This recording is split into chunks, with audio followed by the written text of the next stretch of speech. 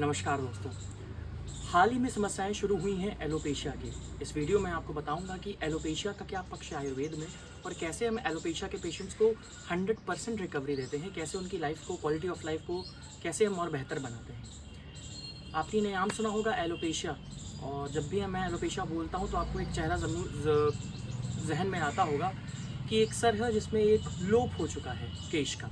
अचानक लगातार केश गिरना शुरू होते हैं और किसी भी कारण से आप कुछ भी कर लेते हैं, वो केश गिरना बंद नहीं होता। कभी कभी कुछ लोगों में देखा जाता है कि पूरे की पूरी आईब्रो तक के भी बाल और सीने के भी बाल जाना शुरू हो जाते हैं। इसे ही बोलते हैं एलोपेशिया। एलोपेशिया का जिक्र आयुर्वेद में कहाँ मिलता है, कैसे मिलता है? आचार्य सुश्रुत करते हैं इंद्रलुप्त नाम के रोग में। शुद्ध रोग में इसका उल्लेख मिलता है। शुद्ध रोग यानी कि छोटे रोग जो कि थोड़े विभत्स दिखते हैं, ऐसे रोगों की संज्ञा दी गई और आचार्य सुश्रुत ने इसको रखा इंद्रलुप्त के नाम से। इंद्रलुप्त पूरी तरीके से ठीक किया जा सकता है और ऐसा होम्योपैथी के साथ साथ, आयुर्वेद के साथ साथ यूनानी में भी संभव है। जी हाँ दोस्त, मैं एक आयुर्वेद का चिकित्सक हूँ, तो इसका मतलब ये नहीं कि मैं आपको सिर्फ आयुर्वेद की ही जानकारी आपको दूँ। मैं आपको ये भी बता दूँ कि बहुत से पेशेंट होम्योपैथी से भी ठीक हुए हैं, यूनानी से भी ठीक हुए हैं। यानी कि आपके आसपास अगर कोई काबिल होम्योपैथिक चिकित्सक है, यूनानी चिकित्सक है, तो आप उससे ज़रूर संपर्क कीजिए। सबके चिकित्सा सिद्धांत बहुत अलग अलग होते हैं, औषधियाँ बहुत अलग अलग होती हैं और बहुत अच्छी रिकवरी होती है।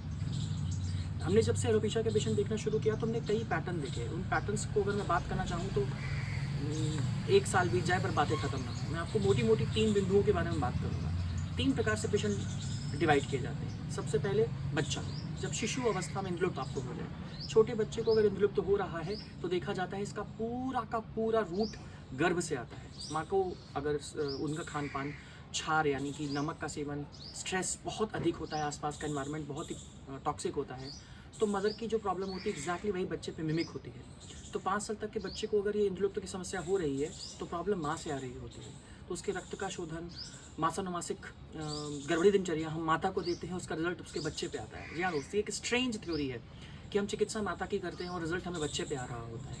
अक्सर देखा जाता है कि ऐसे बच्चों की जो माँ होती हैं वो भी बहुत ज़्यादा एंजाइटी में होती हैं।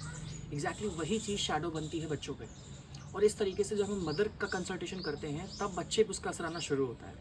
बहुत ही स्ट्रेंज बात है पर ऐसा ही होता है दोस्त। दूसरी श्रेणी आती है जब आप यंग एज में होते हैं, 20 साल 30 साल के होते हैं और आपको इंद्रलुप्त होना शुरू हो जाता है, अचानक शुरू हो जाता है। दोस्त ये अक्सर देखा जाता है कि इसकी पूरी की पूरी इटियोलॉजी आपके रक्त धातु से ही होती है। आचार्य चरक बताते हैं विमान स्थान में कि रक्तश-कृमि के लक्षणों में आते हैं केश, लोम का पतन हो जाना, तुरंत पतन हो जाना। रक्तश-कृमि में करता है एलोपेशिया पे। जी हाँ दोस्त, अचानक आपकी बॉडी में लक्षण आएगा और आपकी बॉडी से आपके केश लगातार गिरना शुरू हो जाएंगे। ऐसे केसेस में आपको नमक और मीठे का सेवन कम से कम करना चाहिए, स्ट्रिक्ट डाइट रखनी चाहिए। मधुर रस का सेवन की बात कर रहा हूँ, मीठी चीज़ों की बात नहीं कर रहा हूँ। आचार्यों ने रस को अलग बताया है, स्वाद को अलग बताया है। कोई चीज़ किसी भी स्वाद की हो सकती है पर बॉडी को अलग स्वाद की लग सकती है। जैसे शहद लगती है मीठी पर होती है कसैली। इसी तरीके से मधुर रस का सेवन कम करना है और नमक का सेवन बहुत कम से कम करना है। इसमें वो सारी औषधियाँ जाती हैं, तिक्त प्रधान औषधियाँ जाती हैं जो आयुर्वेद में मेंशन है। अलग अलग औषधियाँ आचार्य वैद्य दे सकते हैं आपको, पर बिल्कुल ज़रूरी नहीं कि 2 चिकित्सा पत्र एक साथ हों, लेकिन तिक्त रस प्रधान औषधियाँ ही इसमें जाई जाती हैं। लुकली लगाने के लिए भी हम क्षार का प्रयोग करते हैं, पर वो सब की बारी तब आती है जब आप अपना गट सही करते हैं। ऐसे एलोपेशिया के पेशेंट्स में देखा जाता है कि उनको स्टमक एंजाइटी रहती है, इस वजह से उसको भी ठीक करना बेहद ज़रूरी है, वरना वो बार बार परेशान करेगा। जो तीसरी आती है, तीसरा कारण वो आता है जेनेटिकली। अक्सर देखा जाता है कि कुछ पेशेंट्स में जेनेटिकली ये ट्रैवल कर रहा होता है। ऐसे केसेस को हम लोग त्याज्य मानते हैं, अनुवांशिक मानते हैं और कोशिश करते हैं कि ये चीज़ बस आगे ट्रांसफ़र ना हो। तो उसके लिए हम लोग दैव चिकित्सा दे रहे होते हैं, हवन और यज्ञ बता रहे होते हैं, मंत्र की साधना दे रहे होते हैं। उससे भी उनको बहुत ही फ़ायदा आना शुरू हो जाता है। तो इंद्रलुप्त और एलोपेशिया को अगर आपको ठीक से समझना है तो आयुर्वेद की दृष्टि से आपको अपनाना पड़ेगा, क्योंकि हर इंद्रलुप्त एलोपेशिया नहीं होता है और हर एलोपेशिया इंद्रलुप्त नहीं हो सकता है।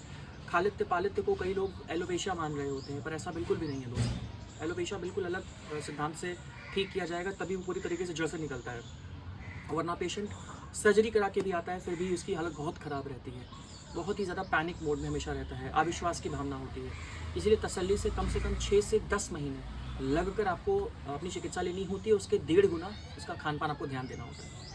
तो इस प्रकार से मैंने एलोपेशिया के बारे में जितनी संभव जानकारी थी कम शब्दों में आपको बताने की कोशिश की है। उम्मीद है कि आपको पसंद आएगा और ये वीडियो उन्हें शेयर कीजिए जो इस बीमारी से पीड़ित हैं या आपके घर में अगर कोई दिखता है तो। आयुर्वेद चुनिए अपने लिए, अपनों के लिए। आयुर्वेद सबसे पहले।